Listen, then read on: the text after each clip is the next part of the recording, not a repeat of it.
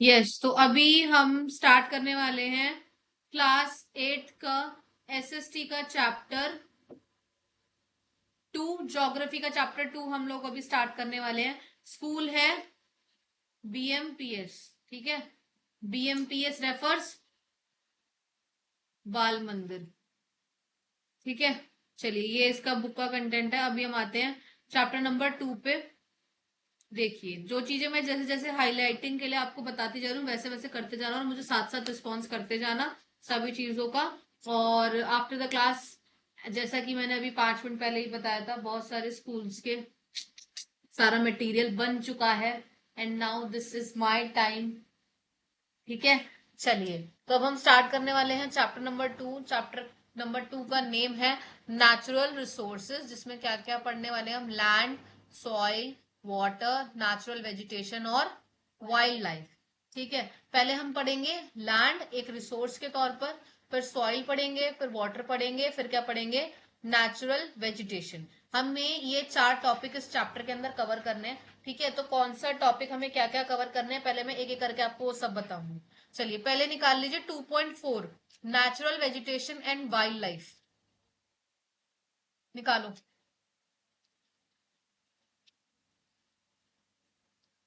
निकालो, निकालो, natural vegetation and wild life.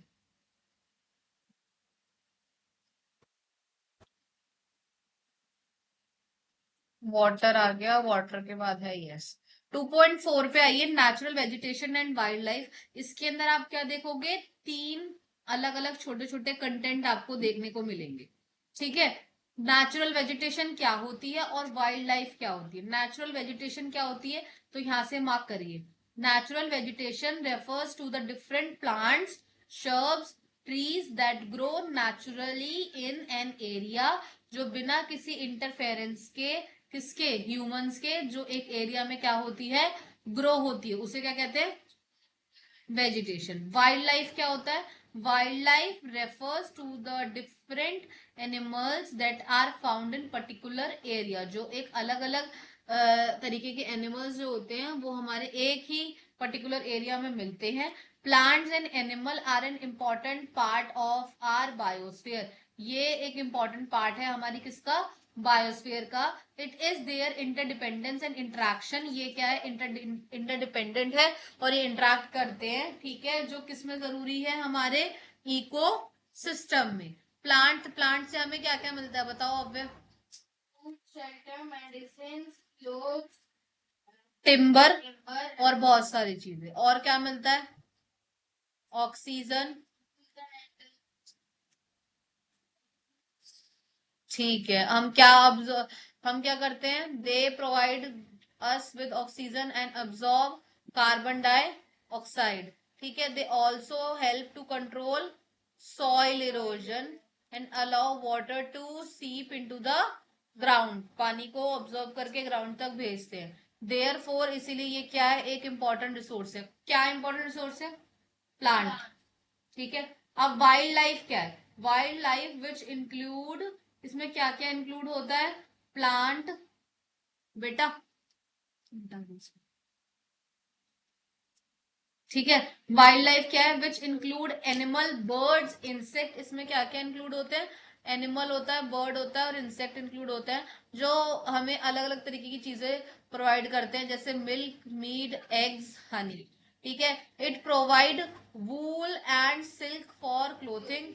Birds, animal, insect, aquatic plants हमें किसमें हेल्प करते हैं? Dispersal of seed, pollination of flower. Pollination of flower पढ़ा था ना हमने। 2 तरीके के पॉलिनेशन होता है, एक होता है सेल्फ पॉलिनेशन, एक होता है क्रॉस पॉलिनेशन। याद आ गया? धुंधला धुंधला, जब हम पुराने टाइम में थे, ठीक है। They help maintain the balance in the ecosystem, ठीक है। They are important link in the food chain, क्योंकि हमें पता है ये कैसे एक्ट करते हैं? डिकम्पोजर और स्केवेंजर्स के तरह से, which make them important resource, जो इन्हें इम्पोर्टेंट रिसोर्स बनाते हैं। अब चलो इधर आ जाओ, देखो यहाँ पर आपको वाइल्ड लाइफ का पोर्शन दिख रहा होगा मैप के ऊपर। नेक्स्ट पेज पे आओ, पेज नंबर 21 पे। देखो पेज नंबर 21 पे आपको क्या दिख रहा है? जितना भी आपको येलो येलो दिख रहा है ना, ये सारा डेजर्ट है, ठीक है। ये सारा क्या है आपका?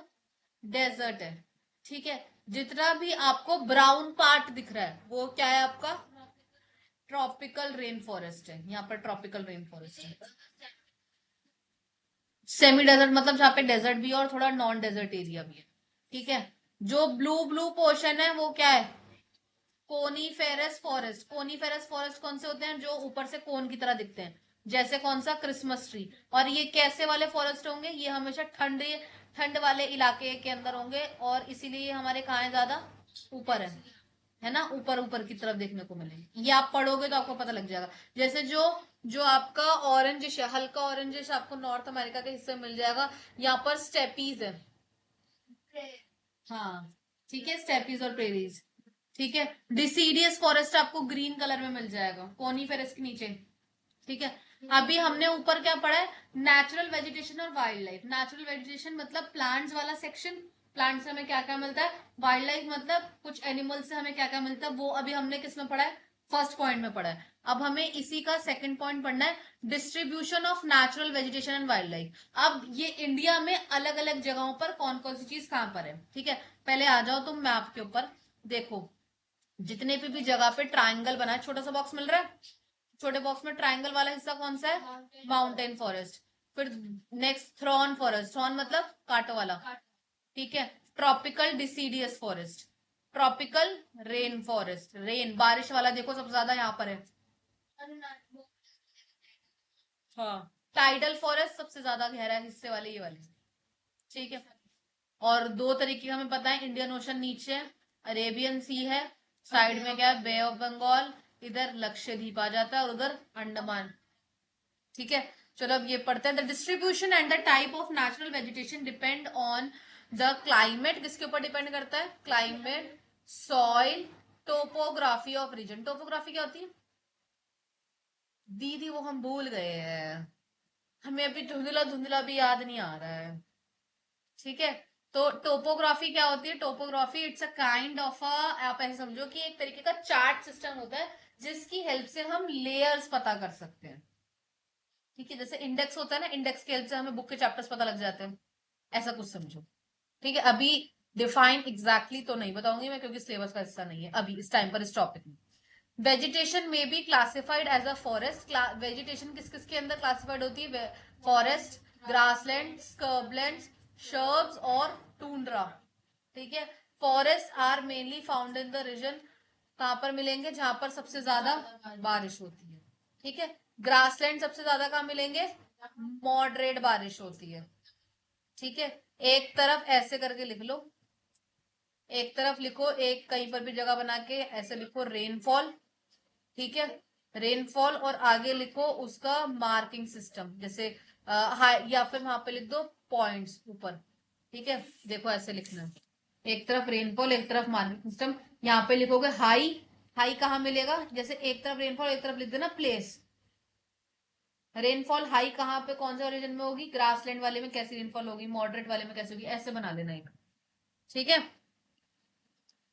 तो हाई रीजन वाले में जहां फॉरेस्ट होंगे वहां क्या होगा ज्यादा रेनफॉल। ग्रासलैंड वाले में रेनफॉल कैसी होगी मॉडरेट होगी।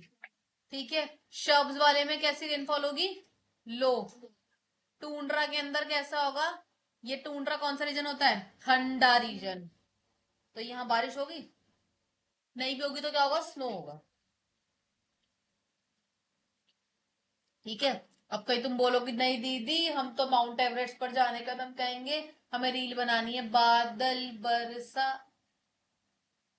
अब वह खुश ऐसे हो रहा है कि जैसे ये सारे रील्स बनाता है।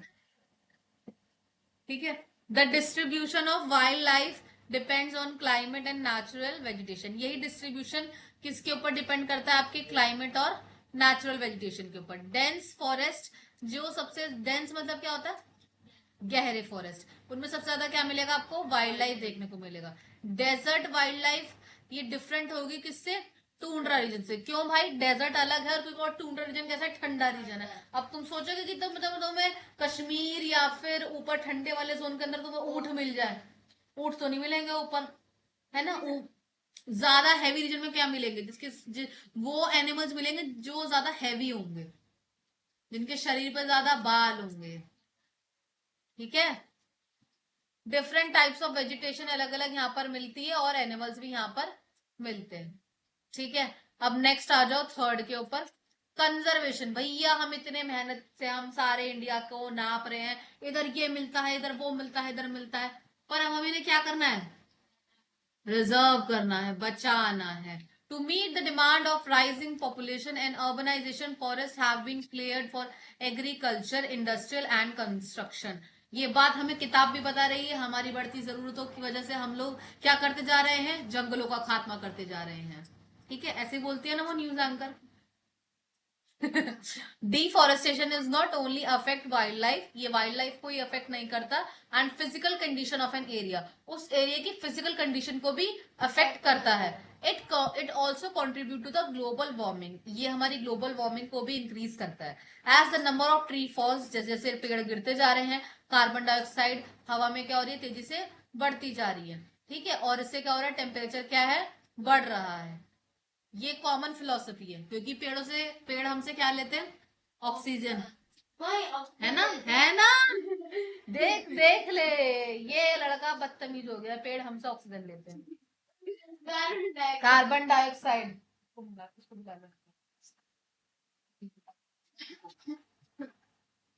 ठीक है, तो क्या लेते हैं पेड़ हमसे, नहीं लेते हैं। ठीक है, उसको बुला लो, तीन दो मिनट।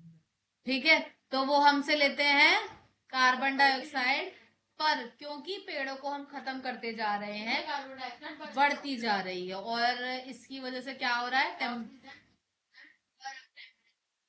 डिफॉरेस्टेशन भी एक कारण है। डिफॉरेस्टेशन का मतलब क्या है, पेड़ों का काटना। ठीक है, उससे क्या होगा, loss of forest habitat has quick process of extension of many species, बहुत सारी स्पीशीज खत्म हो जाएंगी, बहुत सारे एनिमल्स को हंट कर दिया जाता है, पोचिंग होती है उनकी स्किन, टीथ, हॉर्न्स की वजह से। ठीक है, ये एक मेजर थ्रेट है उनके सर्वाइवल का। ठीक है, और इनमें कौन कौन से एनिमल्स जैसे होते हैं, लॉयन होता है, टाइगर होता है, ब्लैक बक्स होते हैं, राइनोसॉर्सेस होता है। राइनोसॉर्सेस कौन होता है, हाँ देख ले इसे, देख ले। राइनोसोर्सिस कौन सा होता है, हाँ, गैंडा।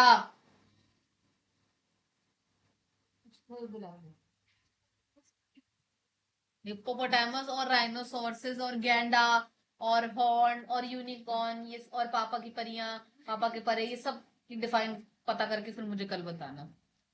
ठीक है, इस अब हमें मेन तो देखो आपसे क्या पूछा जाएगा, कैसे कैसे हम उसे क्या कर सकते हैं, कंजर्व कर सकते हैं, रिजर्व कर सकते हैं। तो थोड़ा सा एक इंट्रोडक्शन दे देना कि हमारी डिमांड्स बढ़ रही है, इंडस्ट्रियलाइजेशन हो रहा है, इसलिए फॉरेस्ट को हम, मतलब फॉरेस्ट की जो संख्या है वो कम होती जा रही है, और हमें से क्या करने की जरूरत है, कंजर्व करने की जरूरत है।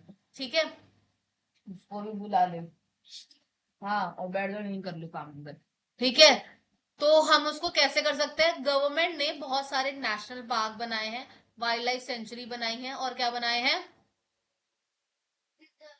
Bio reserve. ठीक है, नेशनल पार्क का क्या मतलब होता है, national park area which reserve to protect, जो रिजर्व करे गए हैं प्रोटेक्शन के लिए, not just wild life, also the natural vegetation, जिसमें वाइल्ड लाइफ के साथ साथ वेजिटेशन भी आएगी, कोई एक अकेले नहीं है। वाइल्ड लाइफ सेंचुरी क्या है, wild life reserve for protection endangered wild life species, जो इंडेंजर्ड वाइल्ड लाइफ स्पीशीज हैं उनके लिए। बायोस्फीयर रिजर्व कौन से, बताओ पढ़ के,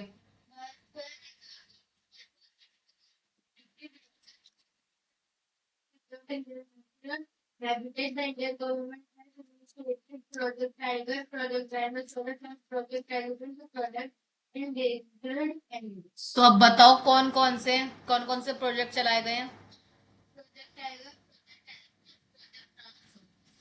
और बाकी ना समझ में आए तो किससे पूछना है।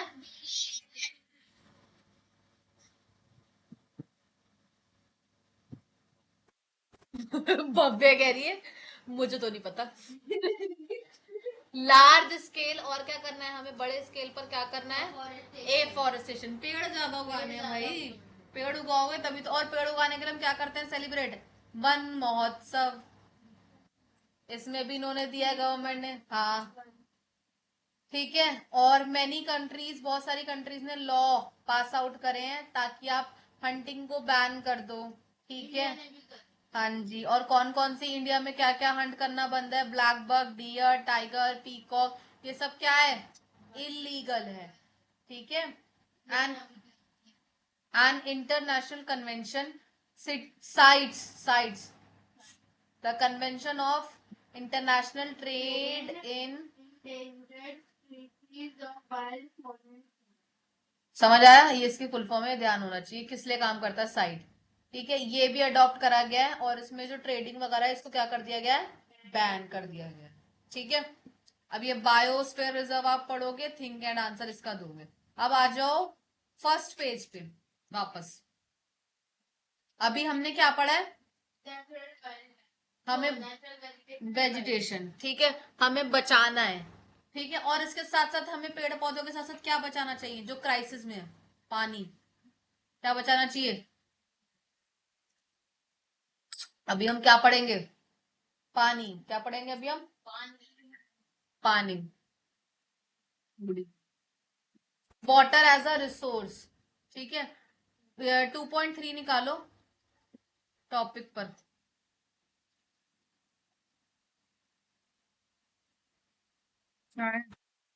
चलिए वाटर निकाल लीजिए। अब हम क्या पढ़ेंगे? पानी। जहां कल आप जा रहे हैं पैसे देके नहाने के लिए, water park. Water as a resource. ठीक है, हम लोग कल चलते हैं, कोई दुख नहीं है। Water is a precious resource. All living being need for water. Need water. Human being require water not just for drinking and washing. इनके अलावा नहीं, बाकी हमें और कामों के लिए भी चाहिए. While it is uses are many, बहुत सारे uses हैं, पर हमारी जो actual availability of water है वो क्या है? Limited है, कम है. ठीक है। Therefore इसीलिए हमें ढंग से वाटर को क्या करना चाहिए? यूटिलाइज करना चाहिए। ठीक है। नेक्स्ट पर आ जाओ, डिस्ट्रीब्यूशन ऑफ वाटर। कौन से हिस्से में कितना पानी है और कहाँ कहाँ पर है, ये ज्यादा इंपॉर्टेंट है। इसको एक जगह पर मार्क कर लेना, जैसे मैं बता रही हूँ वैसे ही करना। जो जो हिस्सा मार्क करने के लिए बोल रही हूँ वो करना। दो water cover most of the earth surface, not all of it fit for the consumption. Most of the water found on the earth कितना है? 97% इन द ओशन। मार्क करो, ओशन में कितना है? पर हम इसे इस्तेमाल नहीं कर सकते क्योंकि ये कैसा है? सॉल्टी, सेलाइन वाटर कहते हैं इसे। 3% कहां पर है? फ्रेश वाटर है। कहां पर है? लैंड पर है। ठीक है। अर्थ पर मतलब लैंड पर है। ठीक है। 1% कंजप्शन हमारा जो प्रॉपर जो बंद हुआ है वो किस फॉर्म के अंदर है? ग्लेशियर। हाँ, पोलर रीजन में, माउंटेन में। ठीक है। Fresh water is fit for use, पर ये क्या है हमारा? लिमिटेड है क्वांटिटी के अंदर, पर ये क्या हमारा? प्रीशियस भी है। तो हमेशा अच्छे से ध्यान से यूटिलाइज करना चाहिए। और किस किस फॉर्म में? ग्राउंड वाटर, रिवर, लेक, ऐसे सरफेस की फॉर्म के अंदर है। भाई खा रहा है ना वो। यूज होता है, एक तो मजबूरी का नाम मैं आगे नहीं बोलूंगी। ठीक है। तो मजबूरी का नाम समझ के कुछ लोग इस्तेमाल करते हैं। दूसरी चीज, जो सलाइन वाटर है उसको फ्रेश वाटर चेंज करने के लिए, मतलब उसके लिए मशीन्स और टेक्नोलॉजी हो चुकी है। आपका सवाल ये होगा हम उसको चेंज क्यों नहीं कर सकते? हम कर सकते हैं, जरूर कर सकते हैं, ऐसी मशीन्स भी है हमारे पास। पर उन मशीनों को परचेज करने में और उनका रख रखाव करने में बहुत हैवी कॉस्ट लगता है, और वो सबके बस की बात नहीं है। जरूरी नहीं है कि तुम 50 रुपए वाला पेन इस्तेमाल करते हो तो सभी बच्चे 50 वाला पेन इस्तेमाल करें। किसी बच्चे का काम 2 रुपए के पेन में निकल रहा होगा, 5 वाले पेन में, तो वो काम चलाएगा, है ना? कुछ लोग हैं जो सिर्फ, जो अपने गांव या फिर कहीं आते जाते हैं, ट्रेन वगैरह में ट्रैवल करते हो, कहेंगे नहीं we are only checking the Bisleris, है ना? पर उन्हें ये ना पता चले कि रेलवे स्टेशन के ऊपर बिस्लेरी के अंदर निकली हुई होती है कुछ बिस्लेरी, जो बिस्लेरी को बिल्जरी ये समझ के पी लेते हैं। नहीं भी पीते होंगे, बट मैं नॉर्मल बोल रही हूँ, मजबूरी पहली चीज। दूसरी चीज, वो बहुत ज्यादा खा रहा होता है और वो ना हमारे उसमें होता है, सॉलिड फॉर्म में होता है। It take a long process, और गरीब आदमी के पास इतना समय और पैसा नहीं है कि वो उन सब चीजों पे लगाए। और जो खारा पानी से वो बनता है ना, कि सॉल्ट बनता है या जो भी कुछ होता है, जैसा भी आप देखोगे उससे ना खाल गल जाती है स्किन। नहीं।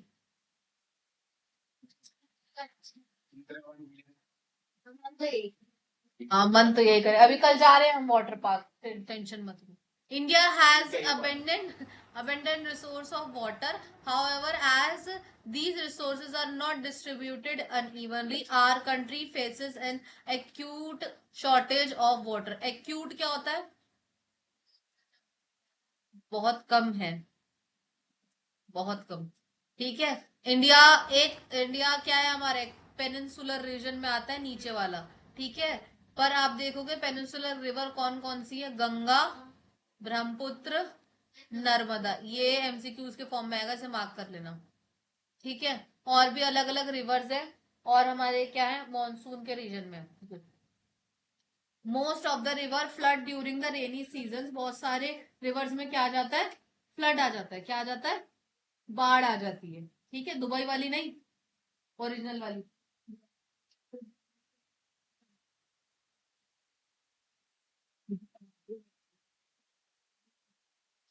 Most of the river flood during the rainy season. In order to store this excess water and direct it for more efficient use, the government has launched several multi-purpose projects in the river valleys. These projects are meant to conserve water and making optimum use of this resource. The extra water from river, especially during rainy season, is stored in the reservoirs by making the dams across the water. The stored water is later used for the irrigation, generation, electricity, navigation, fisheries. यहाँ पर इन्होंने बताया है, राधिका मेरी शक्ल देख रही है, अब मेरे को कुछ समझ नहीं आया दीदी, आपने अपनी स्पीड में सब कुछ पढ़ के समझ लिया। तो फिर बता दे क्या समझा।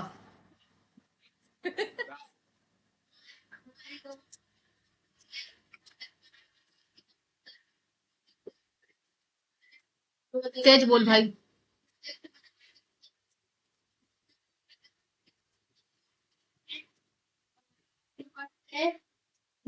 Specially in the rainy season, क्योंकि जब रेन होती है तब हमारे सोचते हैं कि हम रेन का जो पानी है उसको इकट्ठा करके स्टोर कर सके, चालू खाने। क्या बात है, अब वे ध्यान से पढ़ रहा है और सुन रहा है, शाबाश। अभी नहीं, अभी वो वाला बैच अभी आएगा। ठीक है। Other important multipurpose project include कौन कौन से हैं? भाखरा नंगल कंट्री, हीराकुंड है, और नागार्जुन। अब ये जितने भी वैली के प्रोजेक्ट है ना, इन सबके स्टेट्स आते हैं मेंशन करने के लिए, तो ध्यान रहे इन सबके स्टेट्स आप एक मैप के ऊपर भर के लाओगे और फिर मुझे शो करोगे। और पानी इरिगेशन के लिए हम अलग अलग तरीके से यूज करते हैं, कैनल, डैम्स, ट्यूबवेल और टैंक। ठीक है। फैक्टर देखने कौन कौन से, क्लाइमेटिक कंडीशन देखेंगे, और क्या देखेंगे, फिजिकल फैक्टर देखेंगे। ठीक है। चलिए, दो तरीके के फैक्टर है, इनमें डिफरेंस बिटवीन आएगा। क्लाइमेटिक कंडीशन में देखो, the certain climatic zone annual rainfall low and so water available in these area. अगर क्लाइमेटिक कंडीशन के हिसाब से देखोगे तो एनुअल रेनफॉल क्या होगी, कुछ हिस्सों के अंदर क्या होगी, बहुत ज्यादा लो होगी। In certain climatic zone such as, अगर कुछ आप स्पेसिफिक जोन्स के अंदर देखोगे, such as monsoon region, there are there are annual as well as a seasonal variation the amount of rainfall received। वहां पे सीजन्स के अकॉर्डिंग भी रेनफॉल हमें रिसीव करने को मिलती है, और हमें एनुअली भी हम देख सकते हैं कि वहां पर कितनी रेनफॉल होती है। यहाँ पर सिर्फ इतना सा बताया गया है कि आपकी रेनफॉल एक रो रीजन में है, एक आपको एनुअली देखनी है और एक आपको सीजन में। ठीक है, दो ही पॉइंट्स बनेंगे इसमें से। फैक्टर में देखना, areas that have porous soils have water table as more percolate inside the ground. ये मार्क कर लो, एक पहला पॉइंट ये होगा। इन कॉन्ट्रास्ट दैट एरिया, यहाँ पर वाटर टेबल कैसा होगा, लो होगा। ये कौन कौन से होंगे, ये दूसरा पॉइंट हो गया। ठीक है। तीसरा पॉइंट में एग्जाम्पल देख लेना। ठीक है। Northern plains have high water table. ठीक है। जिनके पास सॉइल कौन सी है, एल्यूवल सॉइल है, और रॉकी वहां पर क्या होगा, लो वाटर टेबल होगा। ये तीसरे में डालो। वाटर टेबल क्या होता है जी? दीदी वाटर है, वाटर के ऊपर टेबल रख देते हैं। नहीं तो टेबल के ऊपर वाटर रख देंगे। लेवल होता है ग्राउंड वाटर। मुझे अच्छा लगा तूने देख के बताया मुझे। झूठा तो इतना है ना ये। नहीं, जब आप ये क्लाइमेटिक सेलिब्रेशन का याद करा रहे थे टमाटर। हाँ हाँ हाँ, ठीक है।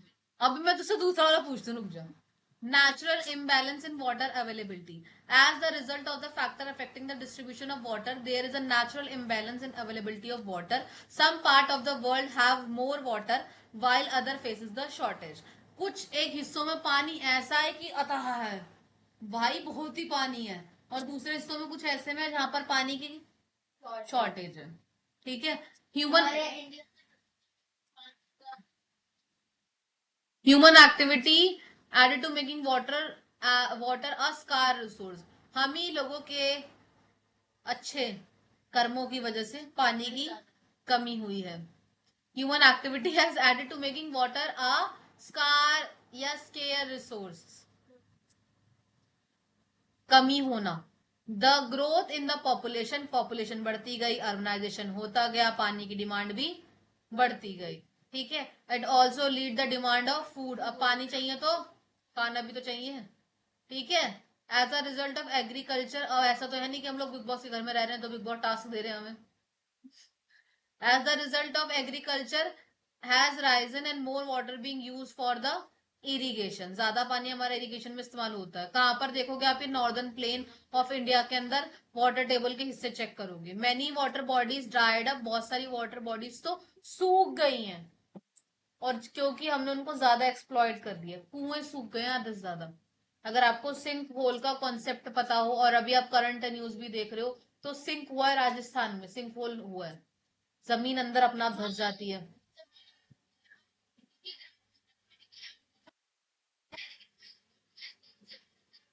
हाँ, जीएस से अपडेट है, सारी इंस्टाग्राम पे रीलें देखते रहेंगे। Conservation of water. अब हमें पानी को क्या करना पड़ेगा? कंजर्व करना पड़ेगा। और कैसे कर सकते हैं? Planting of trees and other vegetation. अगर आता है ना आंसर, तो ये ऊपर वाला जो है उसमें से थोड़ा सा इसका, ये शुरू की स्टार्टिंग का जो पैराग्राफ दिया उसमें से इंट्रो बना के, ये जो ब्लू ब्लू है ना पॉइंट्स, इन ब्लू ब्लू को बनाओगे सब हेडिंग्स, और इनके अंदर सिर्फ दो दो पॉइंट्स लिखोगे तो एक लॉन्ग आंसर बनेगा। समझ आ गया? मैं ऊपर की हेडिंग्स पढ़ रही हूँ तो आपको समझ में आ जाएगा, क्योंकि हम पहले पढ़ चुके हैं ये चैप्टर। ठीक है, इसलिए मैं दोबारा रिकैप में ये वाला रिवीजन में डाल रही हूँ चैप्टर। रेन वाटर हार्वेस्टिंग क्या होती है भैया, बताओ जल्दी।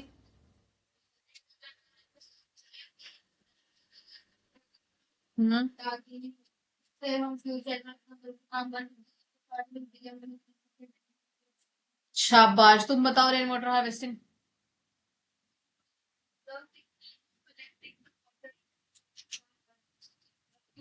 For irrigation and other purposes. तू बता। रेन वाटर हार्वेस्टिंग, पानी इकट्ठा करते हैं, बारिश का पानी। हाँ, हाँ, फॉर द फॉर, हाँ, इन सब चीजों के लिए।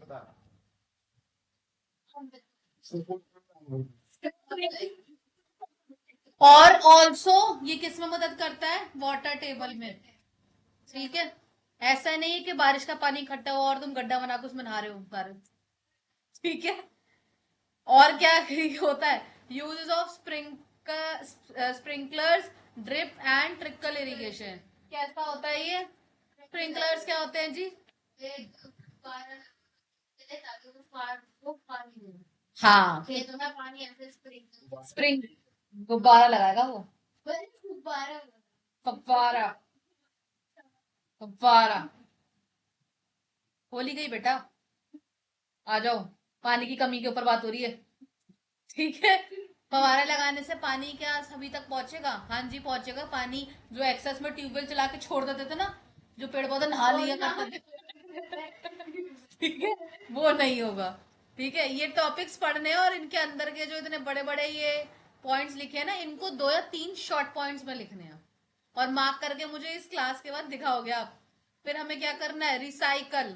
रिसाइकल मतलब डोमेस्टिक पर्पस के हिसाब से हम पानी का इस्तेमाल कर सके। ठीक है।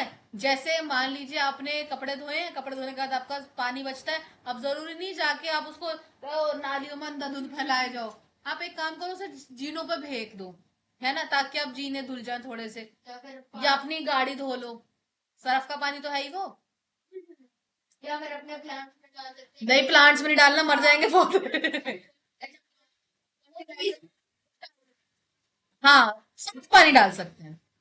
ठीक है, हाँ, थोड़ा साफ होता तो वो रिसाइकल और रीयूज कर सकते हैं, है ना। अब बच्चे, अब आप ऐसी वाली प्रोसेस में मत लग जाना। दीदी ने बोला रिसाइकल रीयूज करने में, भाप से इवेपोरेशन बना के तुम लोग सबमिलेशन कंडेंसेशन, ये सॉलिड लिक्विड गैस खेलो अभी तुम घर पे। ठीक है।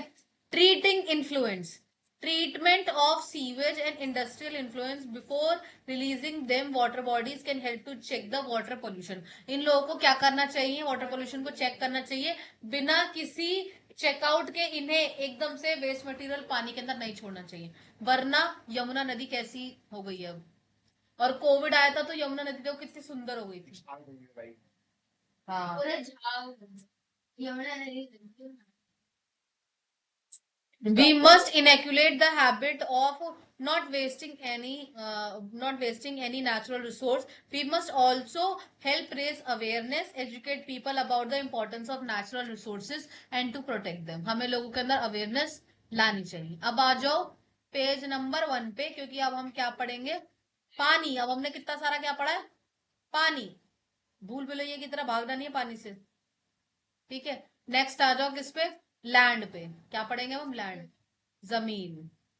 वो वाली नहीं जो पापा नाम करने वाले हैं। ठीक है, लैंड पे आ जाओ। ये जो ऊपर का ये डिस्क्रिप्शन है, इंट्रोडक्शन, ये पढ़ के आओगे।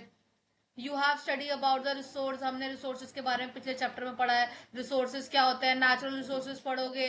ठीक है, नेचुरल रिसोर्सेज क्या कर रहे हैं और हमें उन्हें कंजर्व करना चाहिए, ये सब कुछ इसमें लिखा है। ये इंट्रोडक्शन है, शॉर्ट इंट्रोडक्शन। नहीं समझ में आया तो मुझसे पूछना। अब लैंड क्या है, लैंड एक रिसोर्स है। लैंड का क्लासिफिकेशन, लैंड को कैसे यूज करते हैं और लैंड को कैसे कंजर्व करना है।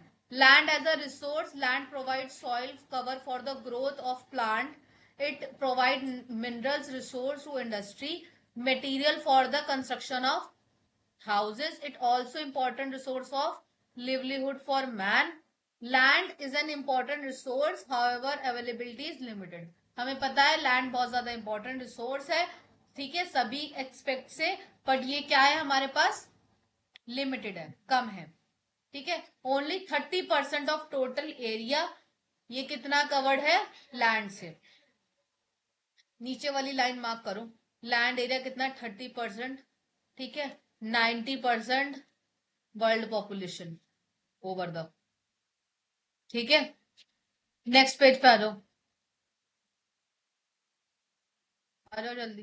People usually prefer to live in the plains, कहाँ रहना पसंद करते हैं, प्लेन्स पे या रिवर वैलीज के पास। As the climate, as the land and climates are more suitable for the living and farming, क्योंकि पानी जल्दी मिल जाएगा, घर गृहस्थी तुम अच्छे से बिता लोगे वहां पर।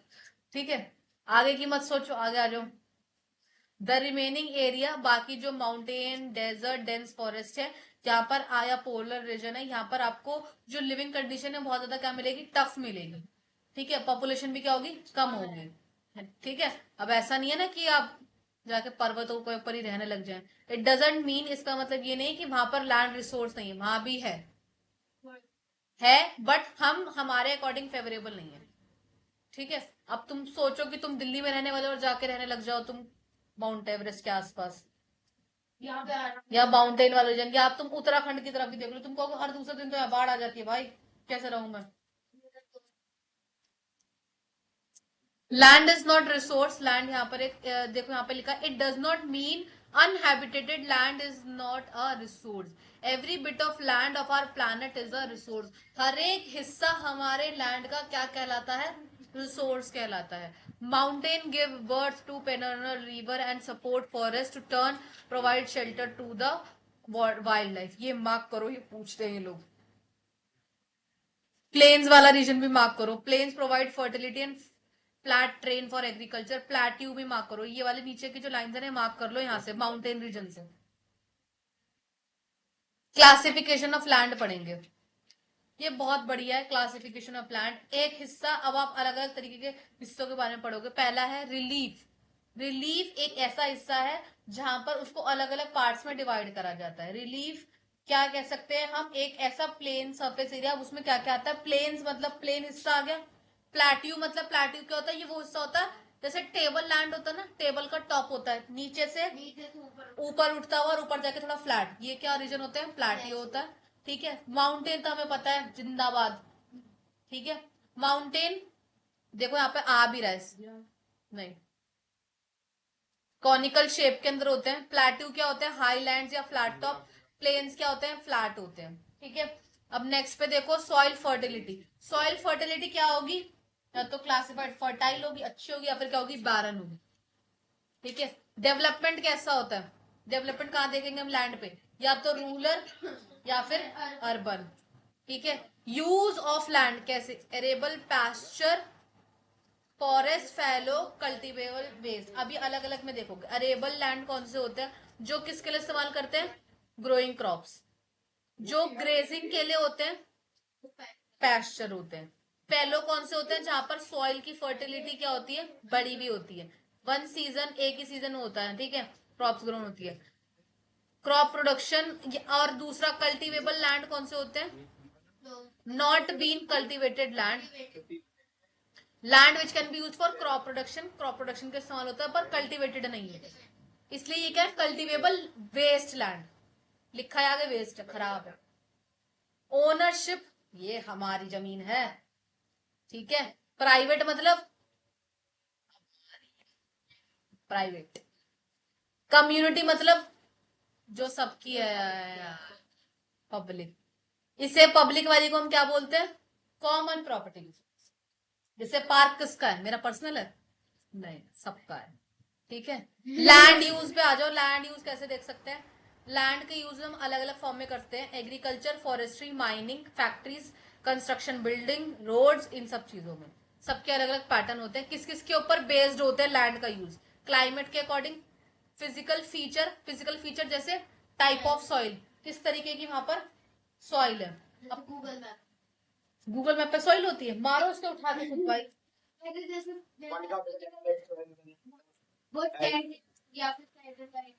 हाँ, पर यहाँ पर वो वाली सॉइल नहीं है ये। ओनरशिप कौन सी हो गई, जो भी हमने देखा था, प्राइवेट और कम्युनिटी। और नेक्स्ट कौन सा है, पॉपुलेशन और टेक्निकल नॉलेज के बिहाफ पर। देखो नीचे एक बहुत अच्छा सा नीला नीला समुद्र दिख रहा होगा। जिन बच्चों को ये नहीं पता है नीलापन किस लिए होता है, वो इसी के अंदर जाके नहीं, नहीं ऐसे नहीं। देखिए, land use pattern changes in the need of land के पैटर्न हमारी डेवलपमेंट ऑफ टेक्नोलॉजी के अकॉर्डिंग बदलते रहे हैं। ठीक है, अगर पॉपुलेशन बढ़ती है तो हमारे को लैंड का हिस्सा भी एक ज्यादा चाहिए होता है।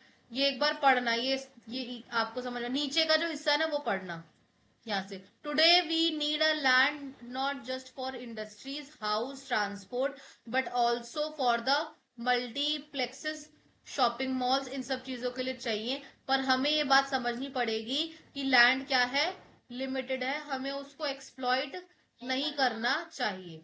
अब हमें एक्सप्लॉइट नहीं करना चाहिए तो हमें क्या करना चाहिए, लैंड को कंजर्व करना चाहिए। ठीक है, the population of world is increasing day by day. हमें पता है जनसंख्या कैसे बढ़ रही है, दिन प्रतिदिन तेजी से बढ़ रही है। Radhika, to make space for this growing population, forest and grasslands are being removed.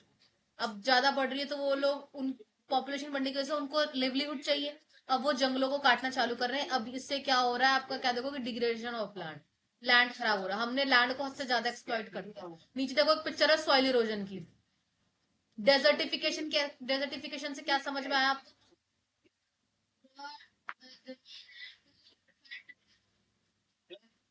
Fertile नहीं है। और कैसी जमीन में क्या आ चुके हैं, करारे आ गई है। तुमने हिंदी और इंग्लिश को मिक्स करके गंदा वर्ड में ना, करारे। डेजर्टिफिकेशन के अंदर जमीन में करारे आ जाती हैं।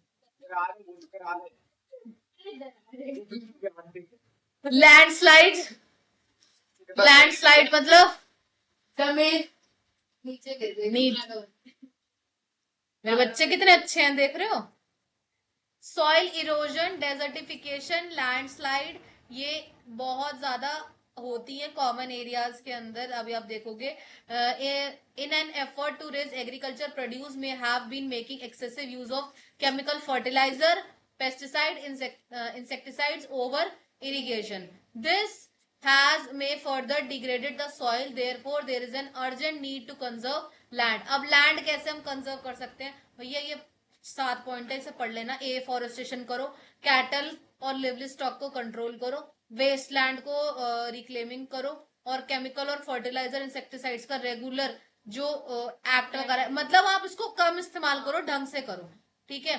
ज्यादा ज्यादा इरिगेशन मत करो, अवॉइड करो, ठीक है। और ये जो ये है इंडस्ट्री का डंपिंग वेस्ट, टॉक्सिक वेस्ट जो है वो लैंड के ऊपर ऐसे मत फेंक दो, बचाओ उसे भी, ठीक है। बचाओ क्या, घर में लेके जाओगे? नहीं भाई, उसे रीयूज करो। फैक्ट्री से कहीं तुम्हारा कूड़ा निकला, नहीं आज घर लेके चलता है, दीदी ने बोला था, ऐसे नहीं करना। रीयूज करना सीखो, मतलब, ठीक है। और ऑर्गेनिक लैंड फिलिंग का इस्तेमाल करो। देखो यहाँ पे 3 टॉपिक दिए हैं, इसे पढ़ना, डेजर्टिफिकेशन, लैंडस्लाइड और एक डिग्रेडेशन करके कुछ है। थिंक एंड आंसर घर से भर के लाना। एक लास्ट टॉपिक बचा है हमारा सबसे बढ़िया। हम किससे जुड़े लोग हैं? मिट्टी से जुड़े लोग हैं। तो अब हम किसके बारे में पढ़ेंगे? मिट्टी के बारे में पढ़ेंगे। अब मिट्टी क्या है, मिट्टी के टाइप्स कितने हैं, ठीक है। सॉइल, ये एक लंबा टॉपिक है, ठीक है। फिर भी मैं इसको अभी खत्म करा दूं, हैंड टू हैंड खत्म करो और निकलो। If you want to go, go. Soil is a thin and grainy layer made of organic and inorganic matter spread over the earth crust. It comprises irrigation, not inorganic matter such as mineral, weathered rock, inorganic matter like humus. Because soil are of various type depending on the proportion of organic and inorganic matter in them. Basically ये हमसे कह रहे हैं कि soil कैसे बनी होती है, किस तरीके की बनी होती है, और सॉइल से आपको क्या क्या समझ में आता है, वो सब सारा क्वेश्चन का सार इसमें है। इसमें से हम आपको इंटरनल क्वेश्चन देंगे और आपको वो हमें सॉल्व करके पकड़ाना है, ठीक है। और खुशी की बात यह है कि तुम सब के इंटरनल्स बन चुके हैं। चलो आ जाओ। सॉइल एक रिसोर्स है, ठीक है। सॉइल एक रिसोर्स है। Soil is an extremely important natural resource. देखो इसमें मार्क क्या करना है, लिखना क्या क्या, वो मार्क करो।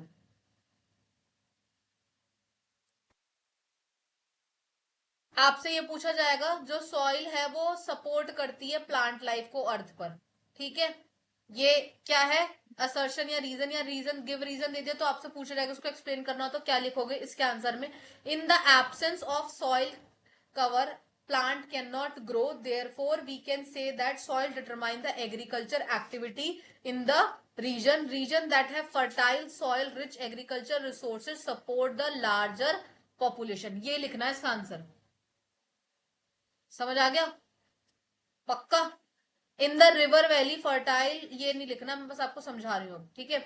In the river valley fertile soil is constantly replenished by the flooding of river. पानी में बाढ़, नदियों में बाढ़ तेज आ जाती है, इस वजह से जो फर्टिलिटी है वो कॉन्स्टेंटली ग्रासलैंड, जैसे हम बाढ़ आ जाते हैं तो वो मिट्टी को लेते ही चली जाती है। Temperature, grassland have fertile soil due to high humus content in them caused by decaying of dead grasses. अब फैक्टर कौन कौन से सॉइल फॉर्मेशन के फैक्टर्स, इसमें जो मार्क करवा रही हूँ वही लिखना, उसके अलावा नहीं लिखना, ठीक है। देखो, the process of soil between 100 of year 1 centimetre, climatic condition, flora and fauna, physical feature. पहला पॉइंट मार्क करो, लिखो। The nature of the parent rock and climate condition such as temperature and rainfall determine the rate at which soil is formed. कौन कौन से factor define करते हैं बताओ? Climate और क्लाइमेटिक एंड रेनफॉल के टेम्परेचर, ठीक है। अब देखो इन्होंने यहाँ क्या बोला, ये पहला वाला हो गया। Flora and fauna determine the humus. अब ये भी मार्क करो, फ्लोरा और फूना क्या डिटरमाइन करते हैं? ह्यूमस। फिजिकल फीचर कौन कौन से होंगे ये मार्क करो, तीसरा point.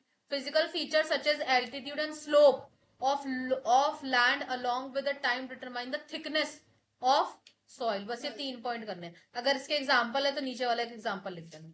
Soil profile, soil profile क्या होती है? सॉइल हॉरिजन पे मार्क करो, आ जाओ यहाँ पर आ जाओ। All the way of the soil surface to the parent rock way. Soil की लेयर्स को क्या कहा जाता है? Soil horizons. और यही क्या बनाते हैं? सॉइल प्रोफाइल बनाते हैं। सॉइल प्रोफाइल पे ना ये जो नीचे पिक्चर आ रही है इस पे आ जाओ, सॉइल प्रोफाइल पे। घास वाली पिक्चर पे आ जाओ। ह्यूमस देख लेना, ह्यूमस क्या होता है? Dark colour organic matter form होता है, ठीक है, डिकम्पोजिशन में। वेदर रॉक भी आप देखना, वेदर रॉक कौन सा होता है। अब देखो, सो जाओ थोड़ी देर तो मुंह धो के आ जाओ। देखो पहला क्या है आपका?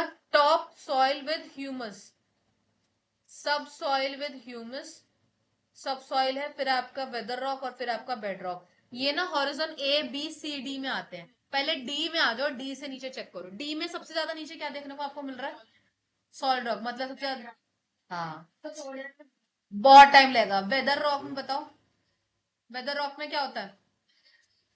छोटे छोटे रॉक के, ठीक है, ह्यूमस नहीं होती।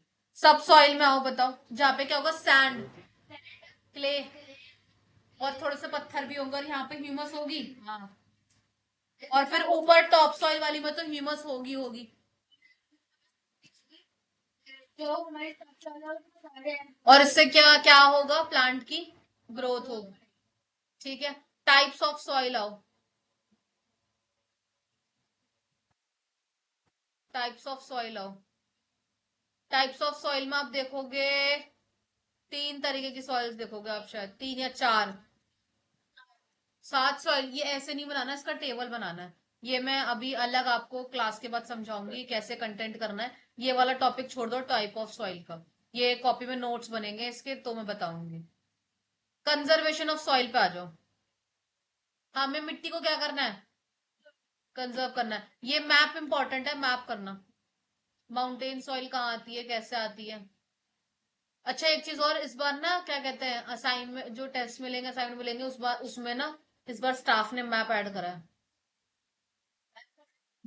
Soil is a renewable resource, however, it is slow rate of formation make it conservation necessary. Soil erosion, depletion of soil covers affecting of the quality and availability of the resource. ये किसको affect करता है? Availability और quality को, ठीक है। Erosion ये important है, ये लाइन मार्क करो, शोर नहीं मचाया कोई। Erosion is the chief reason for degradation of soil. ये मार्क करना है, ये ट्रू फॉल्स में आता है और दिया है, ठीक है। Both nature and humans are responsible for the soil erosion. Running water and wind are two natural forces. एक सेकेंड रुको।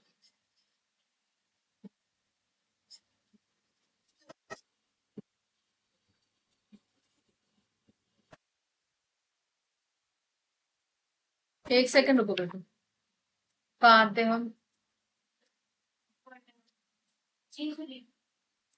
ह्यूमन एक्टिविटी में क्या क्या हो रहा है? Deforestation, over grazing, excesses of fertiliser. इसकी वजह से यहाँ पर ये बता रहे हैं आपको इंट्रोडक्शन में लिखना क्या है, सॉइल कैसे खराब हो रही है और हमें उसको कंजर्व करना जरूरी है। और उसके स्टेप्स, पहला क्या है? Terrace farming. टेरिस फार्मिंग कहाँ होगी? टेरिस हिली एरियाज पर होगी। इसका भी चार्ट बनेगा और मैं बताऊंगी, वैसे ही बनाना और उसी से याद करना है, ठीक है। हिली एरियाज पर होगी, ठीक है। और कल्टीवेशन कैसे होगी? जैसे सीढ़ियां होती है ना, वैसे होगा। नीचे पिक्चर दिख रहा है, flat step made on the side of mountain. Mountains होंगे जैसे ऐसे ऐसे माउंटेन्स होंगे, ठीक है। और यहाँ पर साइड साइड के पोर्शन में क्या कर सकते हो आप? कल्टीवेशन कर सकते हो, ठीक है। सॉल्यूशन। कॉन्टोर फार्मिंग क्या होती है? ये भी कहाँ होती है? हिली एरियाज पर होती है। स्मॉल बैरियर्स होते हैं, किसके? स्टोन के, ग्रास के, सैंड के, ठीक है। ये किससे किससे प्रिवेंट करते हैं? वाटर से, ठीक है। और क्या बने होते हैं यहाँ पे? ट्रेंचेस, ठीक है। और in addition the land is ploughed along with the contour of hill rather than along the slope. कैसा होता है? कॉन्टोर होता है स्लोप की जगह बजाय। शेल्टर बेल्ट क्या होते हैं? शेल्टर बेल्ट कहाँ होते हैं? डेजर्ट और कोस्टल एरिया में। और ये बहुत ज्यादा कैसा एक्सपीरियंस करते हैं हम यहाँ पर, स्ट्रॉन्ग विंड्स का। Therefore, to prevent soil from being carried away by high wind speed, rows of trees are planted around the farms. Shelter belt, यहाँ पर देखो आपको पता लग रहा है, rows of trees are planted around the farms, ताकि वो हिस्सा डिस्ट्रॉय ना हो सके। ठीक है, जो मैं आपको बता रही हूँ एक्शंस के साथ। मल्चिंग क्या होता है, देखो नीचे आ जाओ, कॉन्टोर फार्मिंग कैसी होती है, पिक्चर में देखो दिख रहा है, पता लग गया। अब किस पे आ जाओ, मल्चिंग। मल्चिंग से क्या समझ में आ रहा है, देखो सीधी सीधी रोज है, आसपास आसपास में, पर हर दो रो के बीच में क्या है, गैप है, पानी आ जा सके। अब समझ में आ गया। इसमें किसका, हाँ इसमें किसका इस्तेमाल करेंगे ये लोग, ऑर्गेनिक मैटर का, स्ट्रॉ, लीव्स, किसके लिए, सॉइल की मॉइस्चर बनाए के लिए, इसी को मल्चिंग कहते हैं। आपसे पूछा जा सकता है व्हाट इज मल्चिंग, तो यही पूरा, ये जो ऊपर वाला है ना, ये वाला मल्चिंग का जो फोर्थ पॉइंट है, ये पूरा लिखना है, ये पूरा आता है। इंटर क्रॉपिंग और स्ट्रिप क्रॉपिंग से क्या समझ में आ रहा है, जब दो या दो से ज्यादा क्रॉप्स को इकट्ठे उगाया जाए, और उसे, और ये देखो क्या लिखा, together in a field to keep soil from washed by the rain. ना, ऐसा करना, हाँ होती है इंटर क्रॉपिंग। डैम्स, डैम से क्या होगा, बताओ, डैम से क्या इस्तेमाल होगा, जो पानी है वो, जो एक्सेस में वाटर है एक तरफ हो जाएगा, और फिर बाद में उसको अपने अकॉर्डिंग यूजली कर सकते हैं। रनिंग वाटर सॉइल अनइवन जो होता था उसको हम हेल्प कर सकते हैं।